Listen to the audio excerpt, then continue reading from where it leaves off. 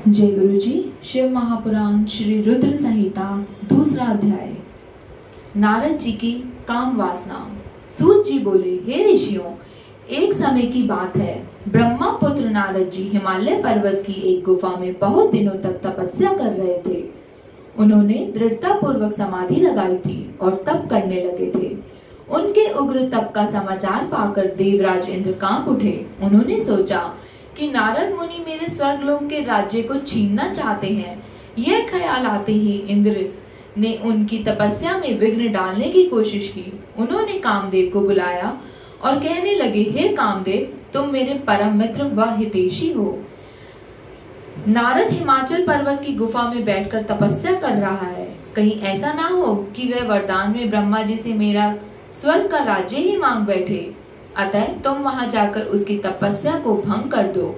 यह आज्ञा पाकर कामदेव वसंत को साथ ले बड़े गर्व से उस स्थान पर गए और अपनी सारी कलाएं रच डाली। कामदेव और वसंत ने बहुत प्रयत्न करने पर भी नारद मुनि के मन में कोई विकार उत्पन्न नहीं हुआ। महादेव जी के अनुग्रह से उन दोनों का गर्व चूर्ण हो गया। ऐसा इसलिए हुआ क्योंकि महादेव जी की कृपा से नारद मुनि पर कामदेव का कोई प्रभाव नहीं पड़ रहा था।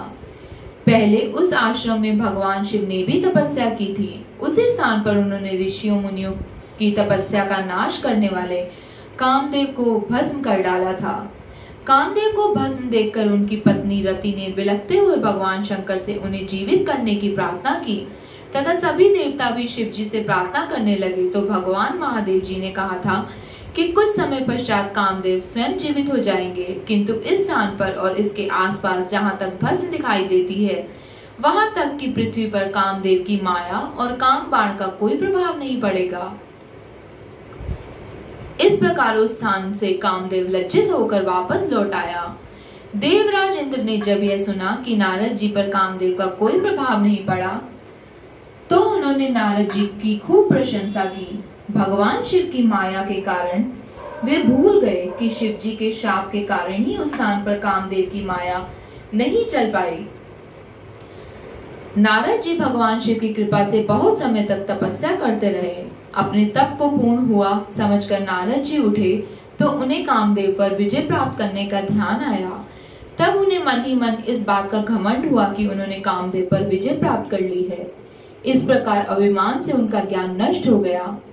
वे यह समझ नहीं सके कि कामदेव के पराजित होने में भगवान शंकर की ही माया थी। तब वे अपनी काम विजय की कथा सुनाने के लिए शीघ्र ही कैलाश पर्वत जा पहुंचे और भगवान शिव को नमस्कार करके अपनी तपस्या की सफलता का समाचार तथा कामदेव पर विजय प्राप्त करने का समाचार कह सुनाया। यह सब सुनकर महादेव जी ने नारद की प्रशंसा करते हुए कहा, हे नारद जी, आप परम धन्य हैं, परंतु मेरी एक बात याद रखना कि यह समाचार किसी अन्य देवता को मत सुनाना, विशेषकर भगवान विष्णु से तो इस बात को कदापि न कहना। यह वृतांत सबसे छिपाकर रखने योग्य है। तुम मेरे प्रिय हो, इसलिए मैं तुम्हें यह आज्ञा देता हूँ कि यह बात किसी के सामने प्रकट मत करना। परंतु वे तो शिव की माया से मोहित हो चुके थे, इसलिए उनकी दी शिक्षा को ध्यान में न रखते हुए वे ब्रह्मलोक चले गए। वहां ब्रह्मा जी को नमस्कार करके बोले, मैंने अपने तपोबल से कामदेव को जीत लिया है। यह सुनकर ब्रह्मा जी ने भगवान शिव के चरणों का चिंतन करके सारा कारण जान लिया तथा अपने पुत्र नारद को यह सब किसी और से ना कहने के लिए कह दिया। नारद के मन में अभिमान के अंकुर उत्पन्न हो गए थे, जिसके फलस्वरूप उसकी बुद्धि नष्ट हो गई थी। वे तो तुरंत विष्णु लोक पहुंचकर भगवान विष्णु को यह सारा किस्सा सुनाना चाहते थे। अतः शीघ्र ही वे ब्रह्मलोक से चल दिए। नारद मुनि को आते देखकर भगवान विष्णु सिंहासन से उठ खड़े हुए। उन्होंने नारद को गले लगा लिया और आदर सहित आसन पर बैठाया। भगवान शिव के चरणों का स्मरण करके भगवान विष्णु ने नारद जी से पूछा, नारद जी, आप कहां से आ रहे हैं और इस लोक में आपका शुभ आगमन किस लिए हुआ है? यह सुनकर नारद जी ने अहंकार सहित अपने तप के पूर्ण होने एवं कामदेव पर विजय प्राप्त करने का समस्त हाल कह सुनाया।